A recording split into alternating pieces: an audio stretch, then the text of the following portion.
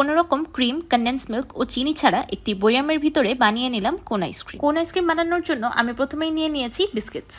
20 piece biscuit ছোট ছোট করে কেটে নিব। এবার নিয়ে নিয়েছি 2টি পাকা সাগর কলা। এবার দিয়ে দিলাম হাফ কাপ বা 50 গ্রাম ডার্ক চকলেট। এবার দিয়ে দিলাম 1 কাপ দই। এবার দিয়ে দিলাম 1 কাপ ঠান্ডা দুধ। আর মিষ্টির জন্য দিয়ে দিলাম 2 টেবিল চামচ মধু। যে সবকিছু একসাথে খুব ভালোভাবে ব্লেন্ড করে নিব। আইসক্রিমগুলো তৈরি করার জন্য আমি এরকম পাইপিং ব্যাগ ব্যবহার করব। এবার পাইপিং ব্যাগের ভিতরে দিয়ে দিচ্ছি 1 টুকরো করে চকলেট।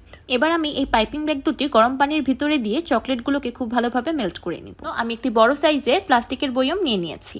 এবার পাইপিং ব্যাগটাকে আইসক্রিমের ব্যাটার দিয়ে ফিল করে দিব। উপর থেকে দিয়ে দিচ্ছি চকলেট চিপস। এবার আমি 2টি ক্লিপের সাহায্যে পাইপিং ব্যাগটাকে বয়মের সাথে আটকে দিচ্ছি।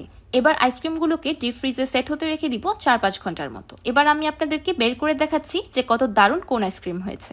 দেখলেন তো কত ইজিলি বের হয়ে গেল। দেখে একদম কোন আইসক্রিমই মনে হচ্ছে, তাই না? কোন আইসক্রিম খাওয়ার